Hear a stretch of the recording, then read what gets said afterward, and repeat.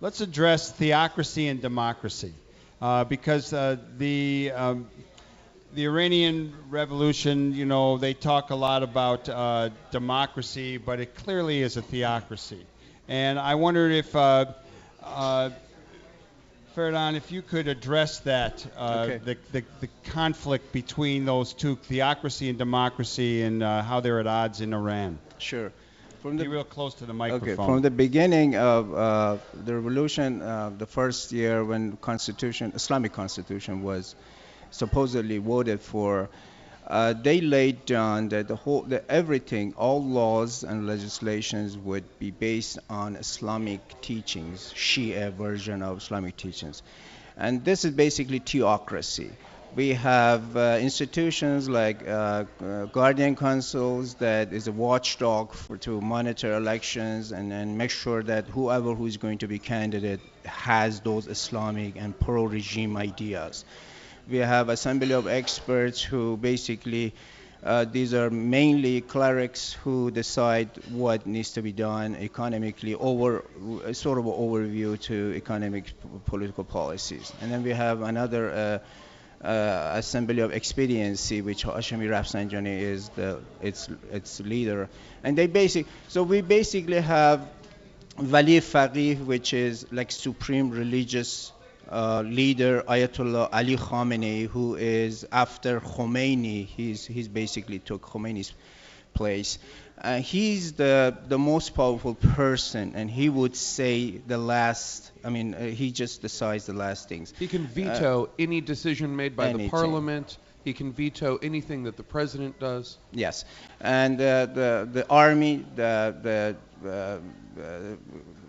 court system, and all those are in his hand. He basically rules all those institutions. The And point he's is, unelected, it should be pointed out. He was not Exactly. elected by the Iranian Right. people. That's an unelected office, and you can hold it for life unless some Exactly. unimaginable scenario unfolds in which this guardian the assembly of experts, could theoretically unseat him, but that's never happened. Exactly. In a society, if we have political freedom, candidates would of course come with their platforms, and there will be some competition among the candidates. But in the recent election, for example, we had more than 400 candidates, but Guardian Council basically handpicked only 4 of them who are believer in the system. And even among those four, we saw that, of course, Ayatollah Khamenei and others basically took side with Ahmadinejad, and of course the election was rigged. But the point is, we don't have political freedom. There is no party system. There is no opposition. We don't have independent opposition. We don't have any, let's say, labor unions or women's organizations who would have their own ideology and they would be able to conventionally participate in politics. So we don't have democracy. We don't have political democracy, even in Western.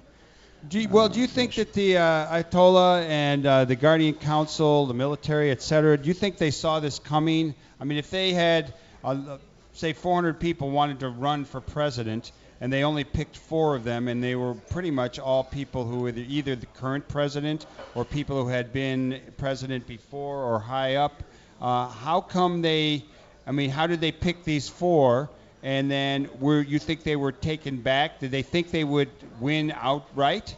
That Ahmadinejad is such a populist and a popular guy that he would win as they claimed? Or could they have seen this coming? And just fill in some blanks here. Well, I mean, you're asking a good question. It's hard to know what was in the minds of the captains of the Islamic Republic before this election. And, I mean, there are different theories out there. I personally think that they were probably quite surprised to see before the election happened, there was all of a sudden, in the last 2 weeks of the election, there was this real surge of enthusiasm for Mousavi's campaign. And again, I don't think that was so much about Mousavi as an individual. He's not a particularly charismatic guy. Well, he brought his wife along, and she was something else. Now, that's a good point. His wife is actually a very outspoken feminist within the confines, again, of the Islamic Republic. But given those, that circumscription, she was definitely a symbol for kind of, women's rights, feminism, the independence of women, which is a huge issue in Iran. I mean, the Iranian population, something like 60% of all university students in Iran today are women.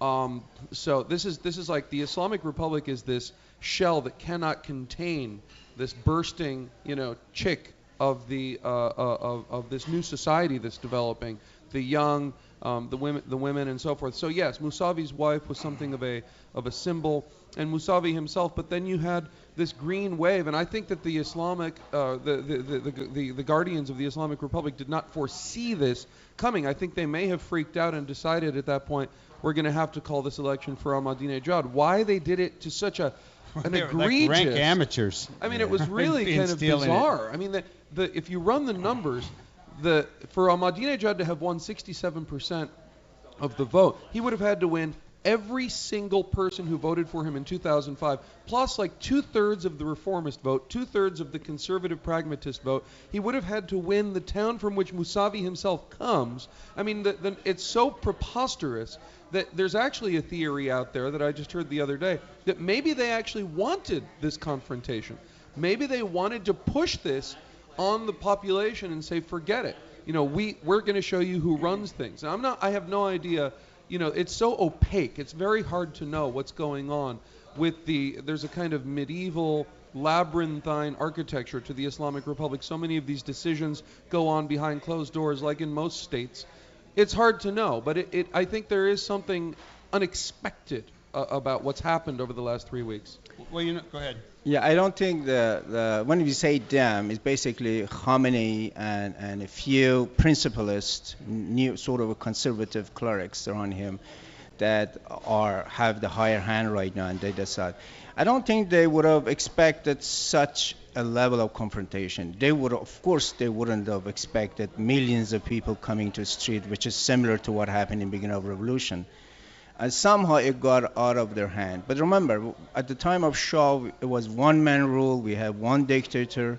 We have a tyrannic system. But now is a sort of similar to I would say, sort of feudalistic system that you have chieftains here and there. But of course, ultimately, supreme religious leader Ali Khamenei has the main power. But like Rafsanjani, was and has been his rival. So we have sort of a centers of power in Iran, and that's one of the reasons that people basically resort to this. They use it as expressing their ideas. At this juncture, this was a good time that people would take advantage of differences between Rafsanjani, Khamenei, and other factions.